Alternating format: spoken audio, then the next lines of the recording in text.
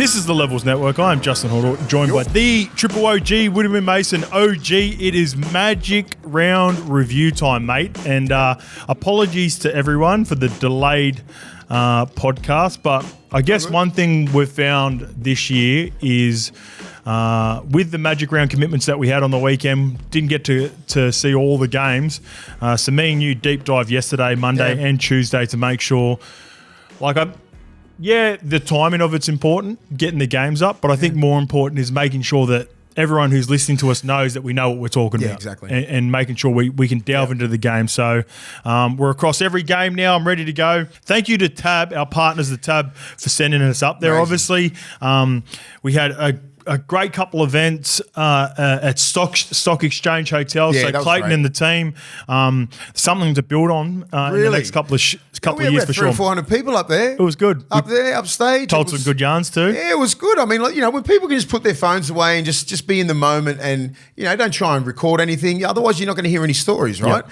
So that's something we can build on. We're going to try and do something for Origin 3. Yep. Obviously, hopefully it's a decider or we're up 2-0. So something like that. And we can really build on that in the next couple of years because they just signed a 3 or 4 year deal Brisbane did with the Magic Round. I think it just belongs in Brisbane. It does, mate. Don't go anywhere else. In Sydney, you'll probably get 5,000 people there a day. I think New Zealand would go really well as well, but if it ain't broke, don't fix it. No. Brisbane, look where it is. Look where it's situated. You can drink at the Caxton all day. You can go at the Stock Exchange. You can walk anywhere. The field's beautiful. It's great atmosphere. They packed it out like the Brisbane game, 51,000. Only holds 52. They had a couple of nights there. The last games, the Friday, Saturday, they were the Roosters Cronulla game, 50,000, 51,000 for the Brisbane game. Yeah, me and Lukey were at the Broncos. Mate, that was that's phenomenal, mate. So they only are about 1,000 off being a record. Yeah, and that's Origin. That's so good.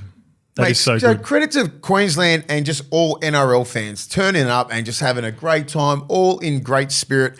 And I tell the difference, right? When it's Origin, you ain't going to see W. Mason just rolling down Caxton without any love, with a lot of love like I did on the weekend. Yeah. There's a lot of love there, right? Everyone's happy and everything like that. That's the difference. But when it's Origin, you can feel the animosity and the hatred towards us, right? Yeah. Especially me. It's a bit different. But now you go down there, you can see, you see Gal, you see, JT's down there, you see Heine and Fletch and Matty Johns, and everyone's in the same sort of mood, and it's just all love. And it's that's why it's such a great event. For sure. So well done NRL and well done Brisbane. 100%. And also I want to thank Caxton for letting us film the podcast, obviously on Friday. The Bloody Brewing Beers boys, Das, Klutz, all those boys as well. And obviously Alana. We've got a great report. Lana Ferguson. Or not report. All the replies from YouTube were positive with Alana. It's a different side of Alana that maybe you don't see because she does the Channel 9 Well, it's hard. You know how hard it is to do Channel 9. Look who she's dealing with there. You got some of the greats, greatest minds of the game. So you got Billy Slater, you got Andrew Johns, you got JT, Paul Gallen, very dominant humans as well. And then they throw Alana in there, and they expect her to just mix it around with those guys. I think it's more the no filters of being with us. I know. But when you get on a podcast, it's a conversation, so you can then Alana can actually show everybody how smart she is, football IQ, passionate, and knows what she's actually talking about. Because you get 10 seconds to say what you want. If you haven't nailed it, then everyone goes, "What are you fucking talking about?" Yeah, it's a bit harder. You'd know, 30 seconds, you're on for 30. Yeah. Get your point out, and if you miss it, all right, on to the next. Can you break this down for us, Alana? Yeah. And then you got Andrew Johns standing next to you. You got Billy Slater. It's a bit intimidating. It's some of the best, greatest players of all time. So Alana in a different setting on podcasts and everything she's great. She was great. We'll probably have to get her on a little. Yeah, we'll get Alana on for the I think for the NRL start of the NRLW season for sure. She breaks those games down great. And we'll do a bit of a deep dive on Origin 2 and 3 for the women as well because the first game was outstanding. Jeez, I was very impressed with, right? Obviously, I'll let you and I'll let Alana do that with you because I watched a little bit of the game. I didn't watch the whole thing. You went to the game. So the evolution of the women's game, which I love seeing, because obviously at the start it was just very one out, one dimensional, go a little bit wider, give it to your best players, they'll make something happen. But when I saw getting a wide ball, catching it BC, BC, a little bit of shape, playing overs, but then squaring the hips up and then playing short, boom, that's footy. That is football. Chappie, the Chapman, the girl who scored, that's athleticism and just being a fucking absolute machine, right? But a couple of plays that they did through the middle, through the forwards, playing a nice little unders, little overs, people run those beautiful lines. The evolution of the game is growing. Yep. So I can only see it get better in the next, and that's coaching. That's coaching. For sure. And that's just watching what the men are doing and then getting coached that way, habits, reps at training, and then executing into a game, because they haven't played that much football, these girls. So no, they haven't. So imagine if they start in the next couple of years when they start doing, like playing about 12 to 18 rounds with the men. Without further ado, I'd like to start with our round 11 Bets Friends recap. I did pretty well, mate. Yep. Again, I'm in a good rhythm. Raiders plus 3.5. Xavier Savage anytime, tick, tick. Manly plus 6.5 were really good. They fought back after getting got to a slow start against the Broncos. Tolu Kola was no good, unfortunately, with the try scoring. Knights minus 6.5. Dylan Lucas was really good in that game, but no anytime try scorer. Sharks plus 3.5. I love that bet. $1.95. That gets up. Kale Iro could have had one himself. Found Ronaldo Mulitalo right at the death. South plus 8.5, like that bet as well. Whiten, $3.75. Panthers minus 13.5, no good. The Wires get the job done. But I had Isaiah Yeo, $4.75. I knew you had Yoey. When I watched, I said, I swear you got Yoey. Someone goes to me, how good's that? Yeo fell over the line. I said, how did we say he was going to score it? Like a little dummy and go? No, I said he was just going to get like a little scrappy fall over the line, but he did more than that. No, he did more. He stepped off his left, beat someone on a little out ball. It was a nice line. That was a great line. Eels plus 9.5 and Blaze Talangi, another good one, $3.25. I had the Dolphins. Real deal, that kid. I had the Dolphins minus 11.5. So all up on the season with just $10 bets. The outlay is $1,760. The kitty is currently $1,737. Oh, we're up. My profit went from minus 60 to minus 23. So I'm up $40 on last week. All good. As always, we want everyone to be playing safe during this footy season. So please keep front of mind what are you really gambling with. And if you need free and confidential support, call 1-800-858-858. Mace, we've jammed a bit in today because we've got some big stories. We're obviously going to get to Brad Arthur and Wayne Bennett specifically. But let's kick the show off with our BSC Dogs of the Week. And your one was from Friday night in a new position. I had to think about this one because there was some decent players, man. There was a couple, and I just looked at this game and I looked at Manly and I looked at the Brisbane Broncos, and I'm like, if he doesn't play, Manly win. Yep. That was one of the best individual performances I've seen. He just looked untouchable. I mean, if you put 2 and 2 together, it's Selwyn Cobbo. I'm just going to read out a couple of stats here. Have we got him here? Yeah, I've got him here. Here we go. Yeah, read him out. He had 19 all runs all up for 228 metres, 117 kick return metres, 65 post contact, 2 line breaks, and he was very clean at the back, mate. So no mistakes, but just like there's a couple of like really, really big plays, like when they were in attacking kicks, and he just looked it made it look so easy. Catching the ball, there's 2 blokes going for it, turns his body position is great. And then just the catching and then running after it, bumping blokes off, cutting inside. When he's fit, that's the knock on him sometimes. He's not at his peak fitness. If he's like a Billy Slater fitness, he could be one of the greats.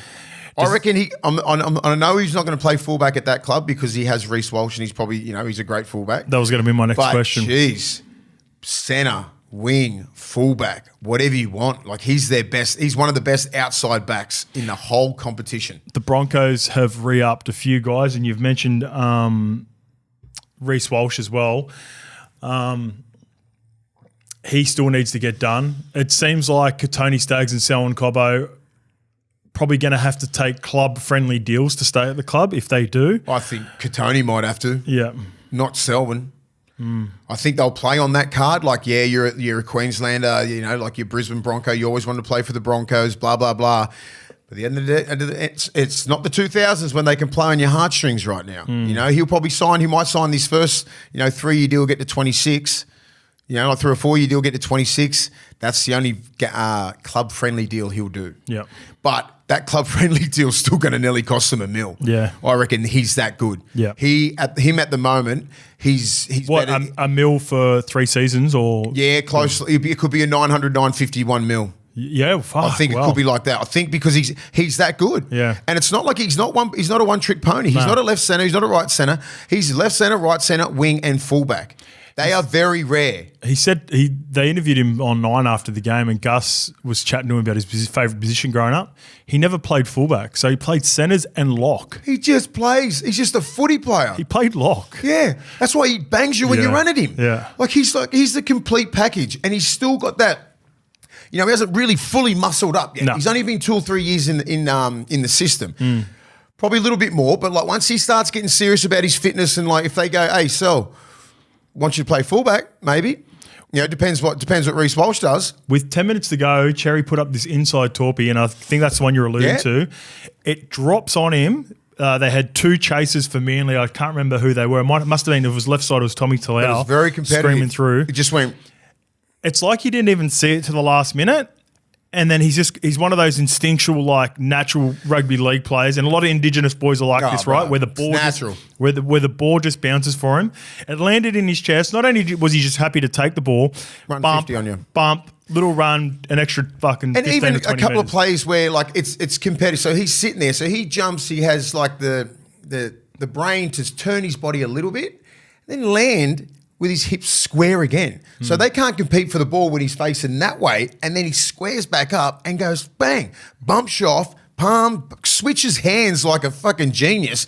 People don't understand how hard that is. Yep. To switch hands, palm this, palm that way, and then just run straight, flat out. Mate, he makes that shit look so easy. Only a couple of guys that could do that. There's only GI that could do that and make it look so easy. Latrell's one of them as well. Yep. With that skill set, it's like, wow, they just make it look so easy. And like, that's why he's the BSC dog of the week. He deserves it, man, because if he wasn't playing, Manly nearly get him. Yep, I agree. And Manly needed to win that game. They would have come in there going, fuck, we've got to get this game. We've got to get this game. We'll kickstart our season. Someone just went, not today. Love it. I love it. And I totally agree with everything there. All right, mates, it's time for my soft protein bar, BSC Violet Crumble, Dog of the Week. Yeah. And I got 2, Mace. Give it to me. My Dogs of the Week, they're not even my player. They weren't even, I do the 3-2-1 for games. Wasn't even, both of these guys weren't my players of the game either. Yeah, how do you get 2 Dogs of the Week? I got 2. I'm doubling up. 2? All right. I'm going the halves for the New Zealand Warriors. Okay. Chance Nickel-Klogstad and Tamari Martin. Fair enough. And the reason I'm going them 2 is those 2 guys in particular, I definitely Chance. Chance had a career best year last year. He was on fire, up the wires. Everyone's, everyone's getting behind and everyone's on the bandwagon. And with the signing in particular of Rog this year, it's sort of not internally but externally with all the fans. It built this pressure around Chansey. Yeah, it did. He missed the first couple of weeks. Tane Tuapiki comes in and he was the fullback to start the first couple of weeks. But from the fans, everyone's, we got this beautiful new great signing in Roger Tuivasa-Sheck who's come back, and I guess it built this expectation and pressure on Chance. And like I said, internally it was never there because Webby had declared he was their guy straight away. But with that comes pressure, and when you're not getting results, people start looking at, what are we doing wrong? Why aren't we, I know Roger's out at the moment, but like, do we need to move Chance to another position to make room for anyone else? And not only did he have to move to a different position through necessity, I just thought the leadership that he's shown over the last 3 or 4 weeks, because if you've been watching the Warriors games closely, they haven't been getting results, but he has been playing really good footy. It's just a little bit, the timing's off, that's all. Yep. Their timing has been off. It's not an effort play. It's not their forwards getting ragdolled. It's not anything else. It's just been really bad reads on the edge.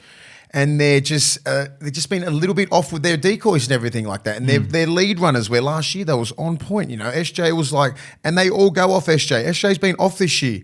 He hasn't been that same dude, right? So he's going to have a little bit of a rest. Hopefully he comes back, sharpens his tools, gets back into it, and they make a big push for it. But like, Chance missed the start of the year. Don't try and think that's a nothing. You can get back to the form that he was in last year. You need your trials. You need to start off the year good. He missed what, 3 or 4 games? Yeah, 3 or 4 games. It's a lot of man. It's a lot. And he's still just come back and ran for 200 he comes straight metres. into it. You know what I mean? So like, you just got to give him some time. You got to give the Warriors some time. But like, some of their players, they ran some really good lines on the edge there. The both centres, they scored some really good tries. Yep. Their forwards went forward. Like, this looked like the old Warriors. They beat fucking Penrith. Yep. Let's not get it twisted. they beat Penrith, and Penrith they rarely get beat, right? Yep. That just shows how much talent they've got when they put it together just a little bit. Yeah, like it's just like it's a scary team. And people don't want to play those guys in the finals. Everyone's like, if you're in the top 8, you're like, fucking please keep losing games so you don't make the 8. Yeah, there are a couple of teams like that outside of the 8. You don't want them in the 8 because they find some form. They've got some dogs in there, and they've got the class to get you. Yeah. And once they get their shit together, and then they start getting all these plays like they were last year with the double leads, and like Niakora's been out, he was going to come back. They'll start executing those plays. Then they'll make a run. 100%. And the other guy, Tamari Martin, a couple of weeks ago I was critical of the Warriors that they were too right side dominant in the Knights game in particular. That's just because of SJ, because he keeps going right. For sure. He's not a dominant player. SJ gets the ball whenever he wants. And he was just making the wrong plays when they're just sitting on the left edge, and like Tamari Martin's just going to sit there. Do you know what I mean? Like he's not going to overcall SJ. That's the thing. Even if he had a fucking like a long four and he could have had a shot at him, RTS get early ball, all that sort of shit. They just weren't doing it. Yeah, you're right. Those plays were always working last year. Yeah, so with my point with Tamari Martin in particular, he's had a checkered couple of years as well. He misses a lot of time with his neck injury. Comes back in, sort of gets beaten out by Luke Metcalf, but now finds him not only playing 6 when Luke Metcalf goes down. Now he's steering the ship after playing second, maybe even third fiddle, because it's basically Sean Johnson and Tohu Harris are running the shape similar to what the Panthers are running. Yep. And then he has to chime in. For him to play on ball without a dominant 6, as in not a guy who's got a lot of reps playing 6 as well, and a 5-gamer at the back, Tane Tuapiki, and then they lose Wade Egan 15 minutes into the game. Oh, what an effort. Tamari Martin, Chance Nickel-Klogstad. Like I said, Tane Tuapiki was my player of the match. But Tamari Martin was close second, and then I gave Chance a point as well, just because of the leadership and the adversity those two guys have gone through over the last couple of years. I think they showed some real character. Yep. And led to a famous victory for the Warriors. Could this catapult them into some sort of good form and go on a little bit of a run now? Because Origin's coming up. Yeah, they're not going to have any Origin players in. It's a tough one. Maybe Barnett. I think Barnett will get a run. I agree. But I think everyone else, obviously they're all Kiwi boys. I reckon they could really go on a bit of a run now and solidify themselves in the top 8, maybe even the top 4 time. As you know, the competition's so close. So once teams string 2 or 3 together. You go on a bit of a roll. 3 or 4 games in a row, bang. Next minute you're coming fourth, you know. So that's the game where you're looking at going, shit, if we can beat Penrith here, magic round, we can go on a bit of a run. Yep. And fucking great game. Speaking of teams that could potentially be going on a run, this one's from Jason McDonald. Hey, Scope and OG, what's your thoughts on Cotter and Dearden being the captains for the Cowboys? To me, it seems a year or so too early. I know they're both absolute dogs who give it their all every week. When the game was on the line against the Rabbits, Cotter got penalised for holding the Rabbits player back, and then a couple of minutes later, Dearden got 10 in the bin.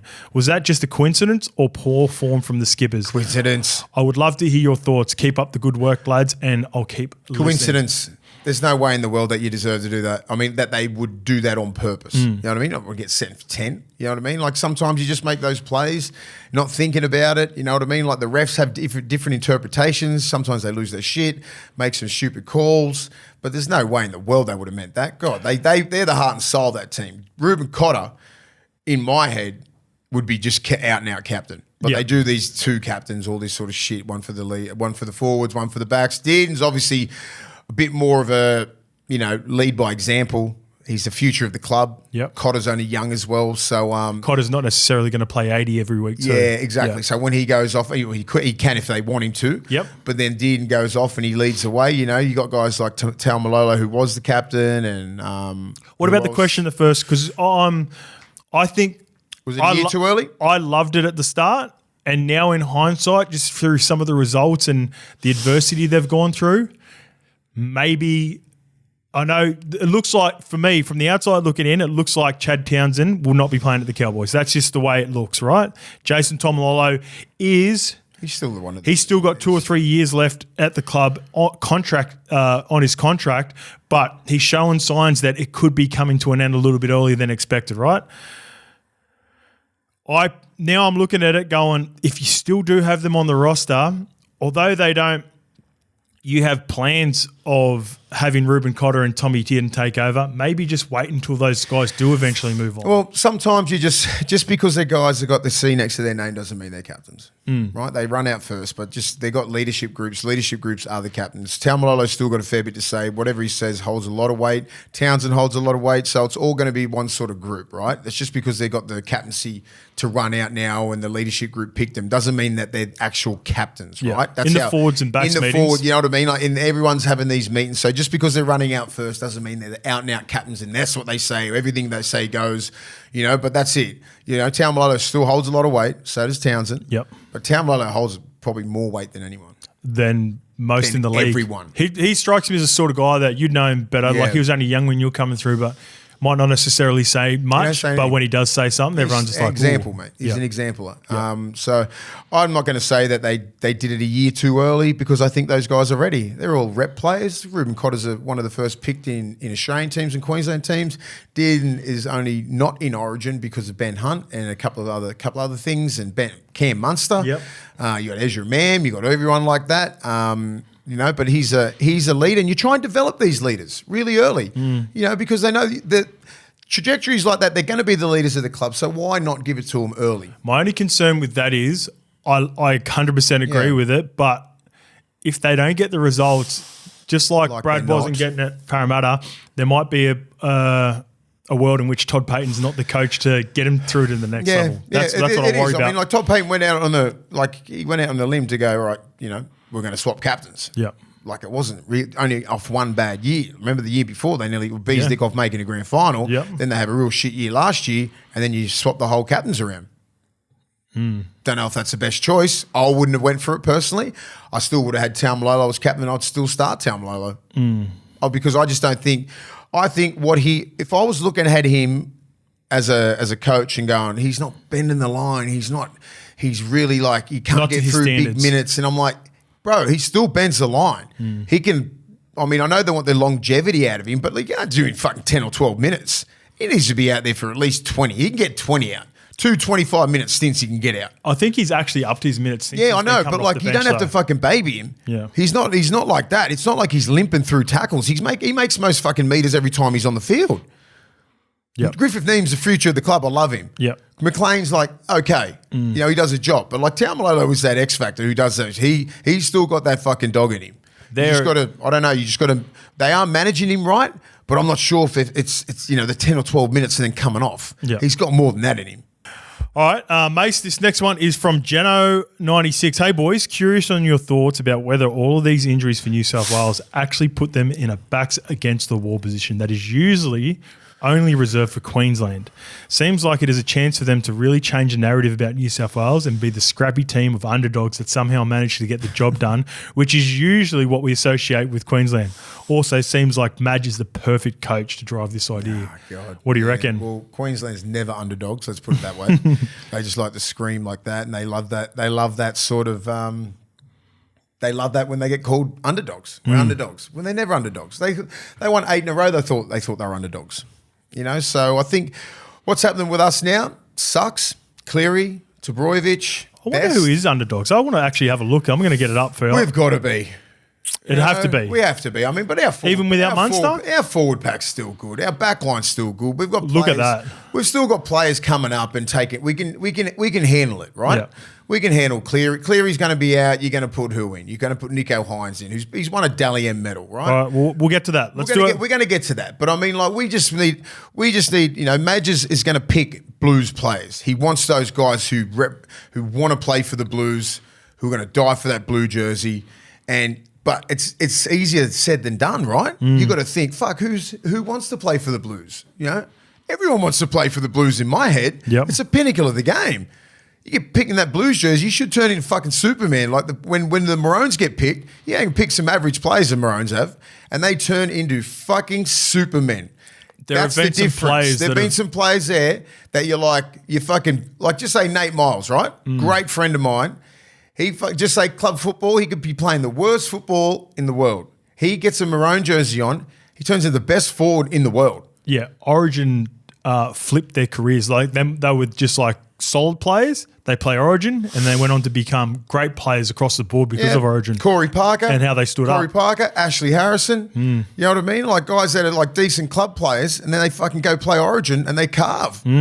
Sam Thaiday was one of the best Origin players of all time. Sammy was a gun. He was low-key like Cam real. Munster's a fucking like. I'm not saying he's like average. He's fucking like that. He puts that jersey on, another level. GI, another level. Darius Boyd, another level.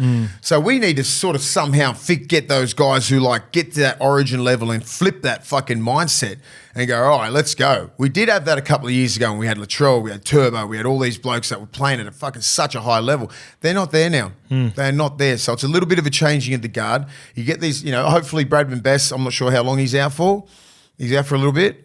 I think so, mate. Yeah, well, I think so. You know, then you have guys like Critter. You know what I mean? Like guys like maybe Tungos might be in the mix. All right, let's get to it. Yeah. We've got our rolling teams. You've made a change due to Bradman Best. Now, he might still play, but I've got my hesitations. He went off at half time. Best is not playing. And Bradman Best. So you took Bradman Best out of your team, and your new player in the team. I'm flipping Critter from the right centre to left because I think he's a fucking gun defender and he can play both sides and he's just that talented. So he's going to be my left centre, and he's going to teammate with Brian Toto. On the right side, I'll put Katoni Staggs there because I think he's a dog and he fucking loves Origin. And he's aggressive as hell. Yep. And I'm just going to put Lomax on the wing. Yep. I just think, you know, like he's playing great as a winger with St George. Like I know he wants to play centre and all this sort of shit, but fuck it, he kills it at wing. He's got that X factor, you know. So like, put him there. Yep. I don't know. Like that's my options now. How funny is this? So you've gone 3 weeks with no Zach Lomax. I've had Zach Lomax in my team the entire time. I've forced a change in my team. So I always had Latrell. I don't think Latrell's going to play there, but just because he would be my pick, but I don't think they're going to pick him. The former Jesse Ramian for me. Sorry. I had to force him. Sorry. Him and Katoni are 50-50 for me. Yeah. They are 50-50 because he's playing that good. I'm not sleeping on Jesse Ramian. If he gets picked, well deserved. Yep. Well deserved. And I'm not sure if Katoni can play left centre, and then you put Jesse Ramian at right centre, then you put Critter at right wing, and Lomax is out. Yep. So that's how fucking much it is. I've gone Jesse Ramian on the right with Nico Hines, who defends next to a club level. I'm going to chuck Critter on that right centre. I move Critter from my centre position to the wing. And on the left side, my other change, due to the halves, that was sort of forced because I had Mitch Moses. I've got Latrell Mitchell, so I'm going Cody Walker. I'm going Cody Walker, Latrell Mitchell, Brian Toto on my left. And I've seen what Cody Walker did last year in Game 3, player of the match, his connection with Madge, being coached by him. I think with Madge coming in and you know, wanting to get the ball rolling as quickly as possible, I've got Cody Walker as my 6, and I've still got Matty Burton for cover for all 3 on the bench. I've got one for you. Are you having any concerns, and you haven't mentioned this, but Junior Bylaw, with the form of the Parramatta Eels? I think, who's my man from Canberra? Huddy Young. Huddy Young might be on the bench in front of either Ola Kawatu or Junior Paulo. Oh, okay. That's what I'm going with because I think he can play in the middle. I think he can play anywhere. I think he can play 9. Yep. I think he's just that dog and he's built for Origin, right? It's a very versatile bench. Very versatile Centers? player. He can play centre. So, yeah, you might play a little bit of small ball. He's going to take one of those spots, but on the bench. I don't think... And I'm not sure who. People who are picking teams now and going the traditional big... that's not how teams roll anymore. You don't need it. It's going to a small ball sort of flexible bench, and that's why I've got Mitch Kenny. Everyone should be able to Matt play Burton. 60 minutes in the middle. If you're getting picked in that side, you should be able to play 50 or 60 minutes in the middle. I'm not sure what's going to happen with Appy.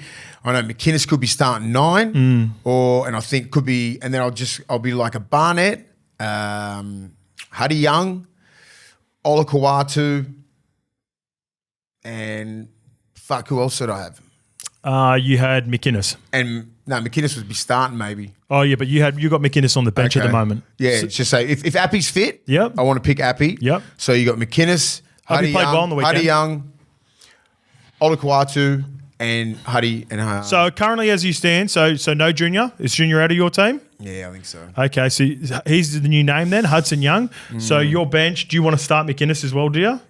No, I like Happy to start. Okay, so your bench currently as it stands, McInnes 14, Hudson Young, Mitch Barnett, Olakwatu. Yep. That's a very versatile bench. And my one is Mitch Kenny, Matt Burton, and the new person on the bench for me, Mitch Barnett. He has been outstanding. And I really wanted to pick him, and he jumped Stefano for me. And I'm not sure who's fucking playing 5'8" now because Burton has been outstanding. But what I saw from Luai on the weekend, even though they got beat, him running the ball, but that was at 7. That was a 7. And that just showed glimpses of what he can do next year when he's the forgotten guy, isn't he? Full control of the team. He was carving. But I think it'll be out of him and Burton. You think Luai and Burton? Fucking no. Yeah. He put his name back in the ring. And I just think Burton might just have him. There's no push, do you reckon, for Cody Walker? Or? Nah. Yeah. Nah. Him or Latrell, I think they've played themselves out. All right, I know you don't want to talk about the Queensland team in depth, but Cam Munster is out for the entire series with that groin injury. So Entire series. I'm feeling sorry for Money, but low-key happy as a Blue. Yeah, because he's got that. He's got a Wally Lewis medal in him. Yeah, that's what he can do. Yeah, and my replacement is my man, your man, Ezra Man, and he deserves it, mate. He does. And he deserves it. We said it a couple of weeks ago. Like he's just going to be waiting in the wings for an injury or something like that. And I know you probably where you're going with your man. But Ezra Man, he's got that X factor, bro. He can carve the shit out of us, and it's scary. I wouldn't be opposed to it if they picked him at all. I reckon he'd be. I'd love to watch him at State of Origin level. I think this is his trajectory. It's going to go. He's going to be another one of those players. Mate. He's clearly it. Similar, not talking about some other guys, and I think this will take him to the next level. But I'm going to go Tommy Dearden because Tommy Dearden filled in for Munster a couple of years ago, did a great job. And when I'm looking at the Cowboys, like we talked about before, he wears his heart on his sleeve. He's not an Origin player, mate. He's not the guy letting down the Cowboys at the moment and all their inconsistencies. He's been going hard. So Ezra Man's got that X factor, man. He can tear. It's going to be interesting. Teams to shreds, and I don't think he's got any fear factor in him at all, any level. He's just got it. And I think maybe Tommy Dearden might get it. He might get it because he's been there before. Yep. And he's tough, he's strong, he's defensively good, and he's tested. He's got that dog in him. And he's got that dog in him. They both do, actually. They both do, but I would rather you guys pick Tom Dearden. Yeah, okay. Because that's how scary Ezra Man is. Ezra scares you more. He scares me. All right. Scares me, mate, because he's so good. Back ends of halves, you know what I mean? When he's just fucking throwing dummies and stepping off his left, he's got that extra pace where you don't touch him. He makes that break, you don't touch him. You know what I mean? He makes a little half a break. Guess who's on his inside? Walsh. Yeah. Try. Yeah. Done. Cobbo. Them two at that level. You know what I mean? Wow. On that left side. Imagine on the left side, little left foot dummy, boom, boom. Ezra Man straight through. Walsh on his right, Cobbo on his left. Yuck. Yeah, it is scary. It's terrible. That's why that right edge needs to be fucking great. Liam Martin needs to be on. Nico Hines needs to be on defensively. Both our 16s might need to change for Queensland as well because we haven't seen Tom Flegler yet. So there's a good chance Jersey might be out. But we'll get to that next week. Who do we pick in front of him? We'll look at that for next week. But I think we're going to have to change. If he didn't make that's good one. I'm thinking Fodawaker will come in for him. Yeah. I reckon Frankie Molo is a smoky as well. But Fodawaker's last 2 weeks have been outstanding. Yeah. But, they've both played Origin before. Yeah. So... Yep, they've been proven. They'll be definitely in the mix. All right, the NRL coaching market is set to explode, Mace. Parramatta Eels shock sacking of Brad Arthur. Despite the late bid going after Uncle Wayne in a big blow to the Eels' plans, attention now turns to who are the other coaching candidates. Now, I have... Who are they? 4 candidates for you, Mace. Do you think any of these guys would be a great fit at Parramatta? Josh Hannay, Jason Riles, Justin Holbrook, and Madge. Oh, God. I mean, if Madge wants to coach Origin for a couple of years, he can't throw his hat in there. Rule Madge out, you think, through Origin? Madge is out. Does he strike you as the guys chatting to him that he's not in this for... He wants a good couple of years. He wants a couple of years. He wants to solidify himself as an Origin coach and start that dynasty. Yep. So, man, I'd love to see Jason Rolls go there. Yeah. This roster's fucking loaded. Yeah. Just say if you're an up and coming coach and a Josh Hannay and all these young kids who are young men, they're all my age, right? And they've been around the game for a while. They've been in the coaching system for about 4 or 5 years, maybe even more. It's time for them to get out.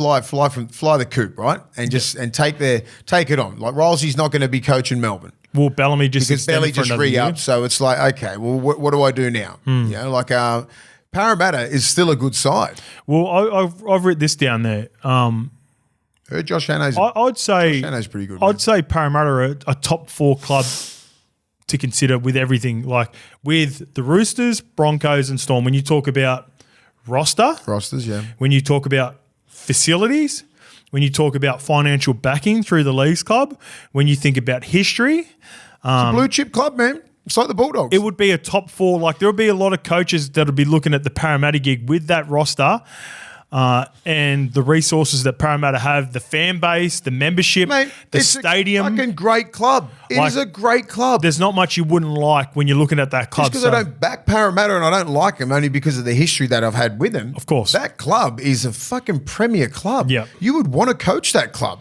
And you'd want to be that first coach to get him to a grand final. They are not far from that. Like, I feel sorry for BA, but he said his tenure there. He's 11 years there. Yep. And he hasn't got him over the hump. So that's about it. You know, he's tried his best. Yeah, he handled it well. He's handled it well. He's a grown-ass man. He'll probably get a gig again. For sure he will. But he's, he's one of the great coaches out there, but he just couldn't get him over the hump. And it ain't necessarily the coach's fault, but sometimes the message starts falling on deaf ears.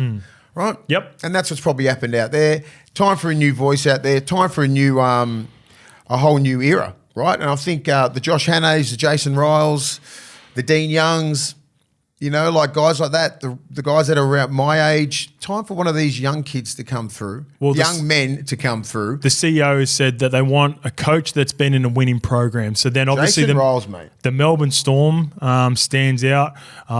Madge comes back into that calculation, being with winning a competition with the Rabbitohs and being in a strong team. Yeah, but then you look at his record with the Tigers.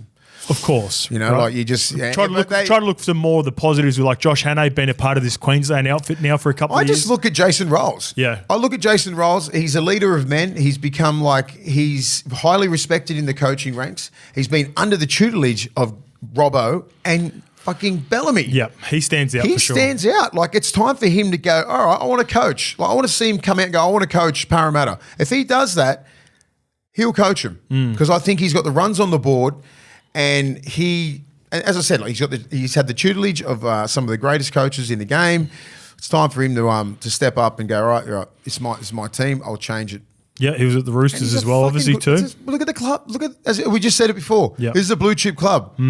Look at the ground. Look at the facilities. Look at the players. Look at the board. Look at everything. It's professionally run. It's one of the most. It's a top 4 club. Do you think they've got time? Do you think they take their time with this? And because they haven't done this for 12 years. Brad's been there for 11, right? They haven't had to make a decision like this in a long time. Yeah. And it's a proud club and it's a big club. Do you think they want to take their time with this, or do you think Parramatta try to get this done as quickly as possible? If you've got guys like that out in the open on the market now that are willing to go to the club, like just say who we just mentioned then, get it done ASAP. Yeah. Get it done. So BA is done now? Like he's done. So done. So Trent Barrett's going to be the interim? Trent Barrett's the interim. Brad brought him on. I don't think he would be a part of their plans moving forward, to be fair, with Baz's history. And he probably needs a good couple of years of really strong programs and being assistant coach, because even this tenure hasn't gone well for him at Parramatta, right, being the assistant coach. So Baz probably wouldn't – he's not a candidate for me. One thing to watch out for, Parramatta, they were speaking about this a couple of weeks ago, Parramatta have the most player options on contracts in the NRL. They've got about 5 or 6. One that's obviously stands out above the rest, Dylan Brown. He basically has clauses in his contract starting from next year, and he's a player to watch out for. He was very close with Brad, just like Mitch and Gutho and all those. Of course, you're going to be close with him. He's been there for 11 years. He's been their head coach their whole career. Yeah. So you're going to have that, you're going to have that love for that coach, and it's going to be a shame that he's leaving, but footy goes on, and they were quickly forgotten. But I actually think it's really important with those clauses in the contract. Where Madge ends up. Imagine if he ends up being a head coach of bloody, I don't know, some other team. If you're Madge, right, and you want to do this stint, and like you've been all in on Origin like he has been, but you look at a team like Parra and go, fuck, this opportunity might not be here again at a club like this with a roster like this. No way it's going to be. This is the fucking roster Like, just say with the Bulldogs a couple of years ago where, even like Ciro taking that job on. We didn't have the roster last year. So much work to do. Mate, Tigers, so much work to do when he's at the Tigers. So Junior, Paulo, Reg, Cartwright, Lane, Madison, Brown, fucking Moses, Sevo, Penasini. You got everyone. Yeah. Jeez, look at that roster. And that's why he got sacked. He's not getting the results. Well, you look at Gutho. His 2 stints. Tigers obviously didn't go well, but when he rolled into the Rabbitohs, he had Sam Burgess, John Sutton, Greg Inglis. Like this is a similar situation. This depends what he wants to do. Yeah. This depends if Madge wants to come into Origin and just go, okay, I'll be one and done. But I don't think, has he signed like a 3-year deal or something like that with New South Wales, or is he just gone, I just want to coach this year? So that's very important. See what he's done. Yeah, I believe the contract. I believe it's a 1 year, like it's a 2-year deal, but the favour's in New South Wales. It could be in New South Wales' favour. I think. Here's one for you. Oh, go on. I just think they should go with a young coach. Yep. New brain, being under the tutelage of the great coaches like Jason Rolls. Just give him a chance. If Rolsey wants to go and coach, give him a chance. If Josh Hannay wants to, give him a chance. Do a 2-year deal. See what happens. Just see what happens. You don't have to go with these old fucking coaches all the time. They've been around the block 1 billion times. You're probably going to have to go a minimum of 3 even to get a young coach out from a good situation. Just give some of the young kids a go, man. Young coaches a go. Like, stop going around the fucking young, like, all the merry-go-round of fucking coaches, like Nathan Brown, always getting a fucking gig, all these, they've had their time. Yeah. They've had their time. They haven't got the job done. Let's see what you got, Let's see what you got. All the young coaches that are from our fucking generation, give them a crack. All right, this one's from Dream Brother. G'day, guys. What are your thoughts on this one? With all the chatter around Parramatta trying to retain Talangi, Tim Sheens will probably fucking try and coach. What does that do to our backline with Lomax joining next year? My feeling is that either next season or the one after, we look at putting Guth in a co-captain role and in the 14 jersey on the bench. Like that hard conversation Manly should have with Turbo, I think it would be in Guth and the club's best interest to ensure that we protect such a workhorse who puts his body on the line every week. He's on the tail end of his career, and this feels like a great opportunity to blood the young guys and extend the playing career for Guth. In the 14 jersey, he could realistically fill in for anyone between 1 to 7, plus play 9 or 13 at a pinch. You think that's going to give him longevity, 9 or 13? I'm gonna ask you off the bench. I'm gonna ask you a question. Look, he's slightly off with it, but there is a tough conversation. Whoever's going to be the coach, they've got to sort out the Blaze Talangi situation. Do you think Gutho's playing that bad? That he's like he should be. Not necessarily Gutho's playing that bad, but I think a lot of people... Blaze is playing that good. I think a lot of people have been watching Parramatta the last couple of weeks going, that looks like a superstar up-and-coming fullback. It is. Therefore, the tough conversation revolves around Gutho, Will Penasini, and Zach Lomax, because all 3 of those guys 100%. Can't play centre. Well, they just got to... Iron sharpens iron. I always say that. Go at it. See who gets the best. Go at it this year. Trial next year. See who plays better, and then go with it. That's what coaching's about. And the loser ends up on the wing. The loser ends up on the fucking reserve grade. That's the way it is. When you've got that many good players, if you're not playing good enough, just say if Zach Lomax isn't playing good enough at centre, he plays on the fucking wing. If Penasini's not playing good enough, he's in reserve grade. Well, Sevo, all these guys, this is what happens when you've got a star-studded team. Someone has to miss out. And when you've got a young kid like Blaze Talangi who's just taking souls every game and just getting better and better and better, he's a centre, he's a fullback, so Gutho's going to be under the pump. And you know what Gutho will do? He'll fucking play even way better so he keeps him out. Yeah, that's what sort of guy Gutho is, because he's got that dog in him.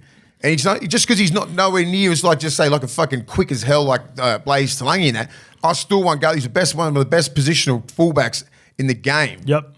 So that'll start pissing Gutho off. I'm pretty sure that even hearing those rumours. Well, Gutho said last year he was willing to move to, because they were looking at Jaden Campbell and the likes, he was willing to move to the centres to accommodate. Yeah, but how are you going to move to the centres now? Yeah, one of them's going to have to play wing. Someone's going to play wing. Is it going to be Penasini? Is he a wing? Is Sevo out? Sevo will be out for sure. He hasn't been playing. That's what I'm saying. Blaze Talangi could easily play wing for the next 2 years while Gutho plays there, and then they can just fucking swap. And that's an option. The evolution would be that Gutho seeing his way out, probably be 31 years old, see what happens at the end of his contract. Blaze takes that spot, but he can play wing or centre. That's the way. That's the way you got to look at it. It's a good problem for the new coach. It's a great when you've got too many options. Yes, and you just got to go. Okay, you sit them all down at the start. This is what I'm thinking. Yep. Let's see what happens. All right. Let's go fucking train. Like that. That's what you got to do. Like as I said, like you got to sit all these guns down. No one's guaranteed. Yep. I'm going to go off how you're training, your attitude, and how you play. Blaze and Gutho, you're fighting for the one. Fighting for fucking if Blaze one. wins, Gutho, you're fighting for Gutho centres can with easily Lomax. play fucking wing as well. Yeah. And centre.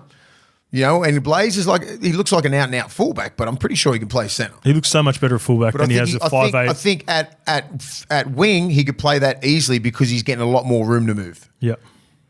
All right, let's get to the other coaching news. And who would have thought that we would have spent all this time on Parramatta when Wayne Bennett has officially signed at South Sydney for the next 3 years. He'll join the Bunnies on a 3-year contract worth reportedly $3.6 million. Wayne will be 78 by the time this contract is up, mate. Is that all? Can Wayne win another premiership with South? And is this the last dance for the master coach, mate? Yeah, I think it will be, mate. I messaged the King yesterday. I said, congrats, coach. Welcome back. Club needs the King back. Good to have you back in town. Catch up for a coffee. See you at the King's table. The King's table. He's like, see you soon, big boy. Yeah, I think, this is hard. This is a real hard one. I mean, he probably would have been more chance at Parramatta winning the comp. I agree. If you look at that roster and see the young kids coming up, it's not a bad roster. It looks, Rabbitohs? The Rabbitohs is not a bad roster. I'm not sure who he'd be looking very closely at some of these players and the effort that they're putting in, and he'd be like, someone would be getting a tap on the shoulder going, you're not wanted at the club. And it could be the biggest names and it could be the fucking, mediocre names and the players that he's going to bring in. But he's always had a good relationship with those He's had a guys great throughout his relationship. tenure. Yeah, and I just think he's going to come in there, pretty much start where he left off. Yeah. And I just think I just don't want them, these guys are pros, right? I think they're going to finish the year off a little bit better than what they're doing now. Just to show, look, Wayne, we're fucking all in. We need you, and we're going to rip in as hard as we can.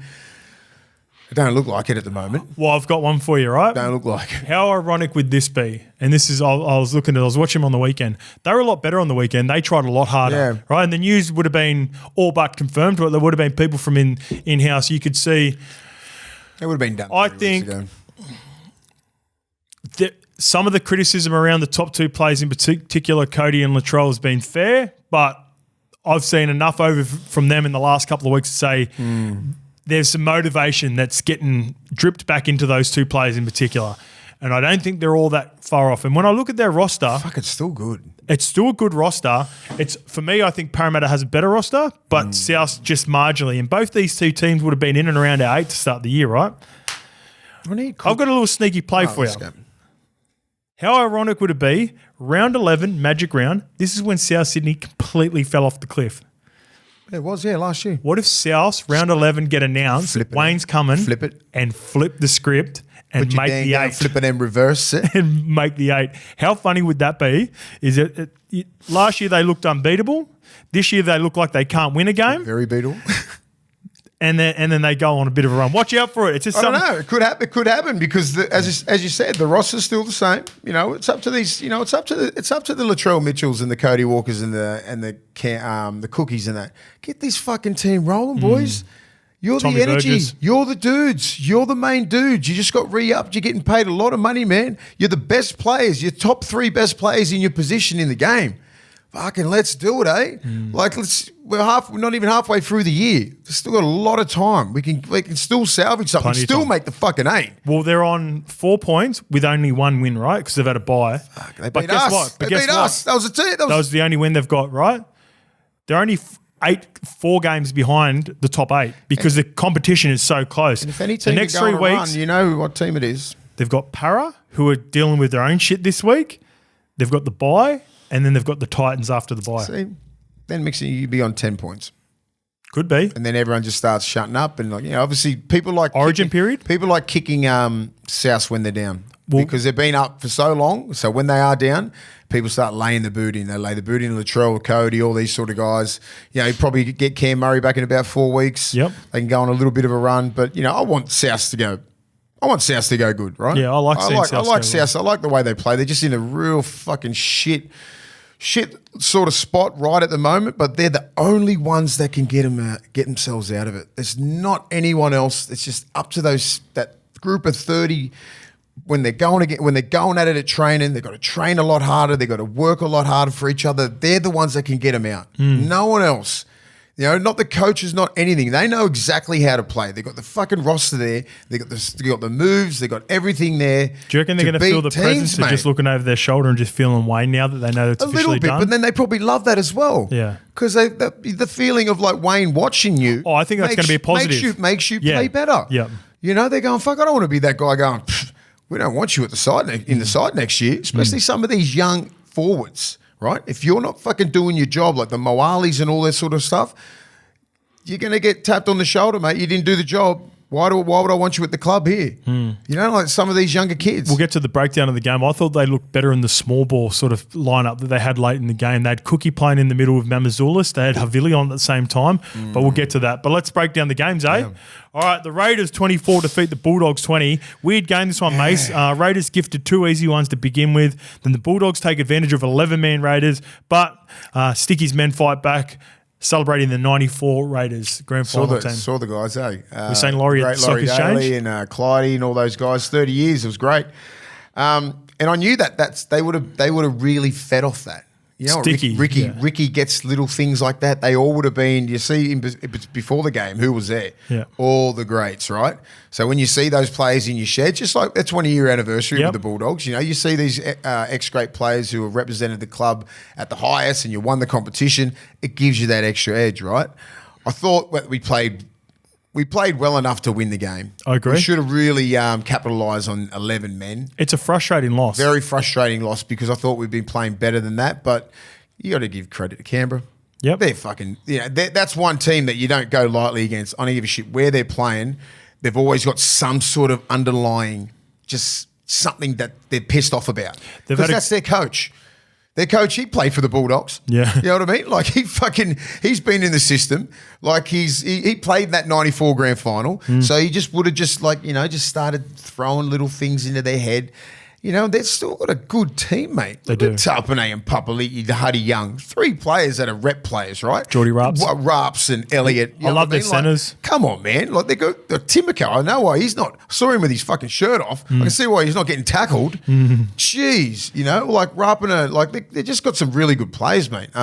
Been really good, the Bulldogs, but this reminded me of last year, this team. The way they lost this game. Yeah. This is what you're doing last year, and you've been better than that. And this is about being consistent, right? You know, like we've been, everyone's been giving us some raps about, been playing really well and connected and all that sort of stuff. We have been. Yeah. But it's very hard to do that week in, week out. You've got to block it out. Yeah. Onto the next week. Boys. Next week, we play good, the week before, but fucking this is a totally different team. So we just need to be consistent. We still nearly won the fucking game. Yeah. We didn't get pumped, and don't discredit Canberra. They're a good team. They are. And I've got to give credit to Canberra for sure. Also credit to Laurie. I don't know if you've seen this after the game. They gave tribute to Quinton Pongia. Yeah, and the boys did the haka for him, which was a really nice touch as well. So Q was one of the greats. If Jamal Fogarty makes it back this year, are they a genuine? They're going to be hard out if they make finals. This Canberra Raiders they'll be team, hard to beat in that first final. Doesn't matter where they play. They could be playing fucking. Who cares? North Queensland. They could be playing in fucking Melbourne. Doesn't matter where they play. They just turn up. They just find that they just always have some sort of motivation. And I know why. Because the coach is a psycho. He is a psycho. I love him. And you got to love Ricky like that because he can get you up for anywhere. And you've got to play down there too. You know what I mean? And he knows that's Winter. It's an Winter awful play. Winter's coming. That's when they grab points. Yeah. And they've put themselves in a good position to make the 8. They're fucking coming 6th. You know who's put himself in a good position? Ethan Strange. Yes, he was fucking dynamic. Is he? His defence. Is he in contention, Mace? Is he a guy that Madge will be looking at now or maybe still a year away? Year away. Yeah. Year or 2 away. And Big question mark at the 6 jersey. Yeah, but you can't throw a young kid in there like that, mate. Yeah, it could break him, eh? Yeah, it could really. Yeah, not at that age. He's only 18. Give him a couple more years. Let him build some combinations with some He's an players. origin player, though. He's an origin player. Yeah. As I said, he reminds me of Cam Munster when he come through. Yep. Cam Munster was very hard to tackle. Left foot, left arm carry, left side of the field. Just got that real dog in him. So like he's a future rep player. Don't get me wrong. Yep. But Just give him a year? Give him a couple of years. Okay. Don't rush that poor kid in, especially when we've got guys like Nico Hines and Moses and Luai, and we've got some players that can fill in. Yeah. Back to the Dogs. I wrote this down. It's so congested there. 11th on 10 points. Roosters are 7th on 12 points, so not too far away. This is the sort of game when you play a team with 2 in the bin against a Canberra team, you need to take those points, don't you? We should have won. Yeah, but it's one of those games where you just go, fuck, like maybe this is the game that'll bite you in the arse at the end of the year. Yeah. Canberra, good side. We just, boys are really disappointed. We've been going good. A positive out of the game, Jacob Preston was back, but it leads a bit of a cluster for me. You got Curran, Salmon, Mann, and even Hayward now, all playing that similar small ball role through the middle. Feels like there's one too many. Yeah, even Curtis Moran. It works sometimes, and it works, and sometimes it doesn't, because like people start game planning for how your ball movement is. And Ricky Stewart's a good coach, right? He knew they weren't going to come through the front door. So Papali'i, they put inside pressure on, and they know they're going to go pass out the back, something like that. They're doing long shifts from sidelines. Line speed comes up, puts more pressure on people. You know what I mean? So like they know they're not going to go through the front door. Max King's got to do his job through there. Sam Hughes is, but like you can't go one out against those blokes. So you just got to figure out a balance. To play small ball, sometimes back ends of the halves, but like sometimes you got to do those fucking tough runs and try and get some sort of presence through the middle. Yeah. All right, mates, game 2, the Broncos 13 defeat the Sea Eagles 12. They've sort of put the cue in the rack after 15 minutes, but still have the class and, more importantly, the defence.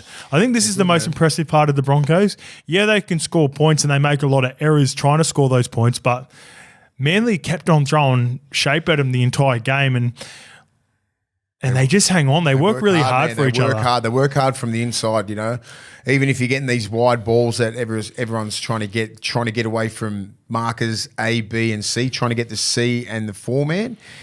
And because they've got guys like Carrigan who can move really well, and Payne Haas and even Jensen, and then like whoever's playing hooker there, Walters wasn't playing hooker. Jensen has been good this year. Jensen's been really good. Yeah. They work under the ball really well. So if you try and go a little bit wider and then try and do a little cross play, you get fucking pumped. Yeah.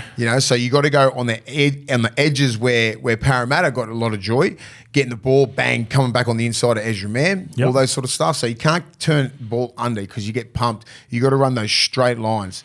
And you just got to cop your hits. You know who went really well against the Broncos was Storm, playing shape on Ezra Mann rather than trying to go around him. Don't go around them. They're too quick. They're too quick and they work too hard. And even if you go one out, you get pumped. Yeah. So they're very aggressive and they work really hard and they hit hard. Carrigan bodied Brooks. Yeah. That was a great hit. Mate, all of them, you're right. The movements that they have, and then if you do run it straight, they're able to move but also lick you like Carrigan did on And then Brooksy. you got guys like Hetherington coming off the bench who fucking just wants to hit. That's his favourite thing to do. He doesn't do anything else but just fucking hit. Yeah. So Payne Haas and Carrigan and Jensen's a hitter as well. Ricky hits. Fucking Piacora hits. Yep. The lines that he was running, Jesus Christ, he's starting. He's a future Queensland representative, even though he was born in New South Wales. I googled him. Did you? Yeah, but if they get their shit together, right, and their defence can win their competition, they're up there with Penrith. They're up there with Penrith defensively, because they're younger. They're younger as well, and they move quicker. Yeah, even though Penrith are the pinnacle of defence because of the scramble defence and everything like that, but they've lost a lot of fucking great cattle. Yeah, and because we always like Penrith are going, they've been doing this for 5 years, so they're always dipping around this period. And we think, Penrith this is where they fall off. But once it comes finals time, Penrith can turn it up, mate. They turn it up. They go. The thing is about Penrith, they've got another gear. Yeah. They've got another gear. They're probably sitting in third gear. They can go up to fifth. I reckon they're in second at the moment. Like they just get through and, they probably they got beaten on the weekend, but they go, fuck it, let's just, and this turn it up next week. This Bronco team's hungry. Yeah, the Bronx are filthy from last year and they want this one back. They're going to be hard to beat. The penalty at the end I wrote down was soft, but also I thought Olakuatu's was a forward pass to Garrick anyway, which got him back into the game. Still, you don't want to see a game determined by an outcome like that at the end. I thought it was really soft. Payne Haas sent a scare through not only the Brisbane Broncos but also Origin. He ended up coming back on. I was listening to NRL physio on this. His knee again? He mentioned that there's a nerve on the back of the knee that if you get hit there directly, like I think maybe Bullymore was on the back of his knee, then it sends this numb feeling to the bottom of your foot. And Is it perineal? I'm not too sure. Yeah. No, I'm not too sure what the term was. Straight down to your foot. Yeah, so he said that's what he thought it was, but he was able to come back onto the field, so that's good news.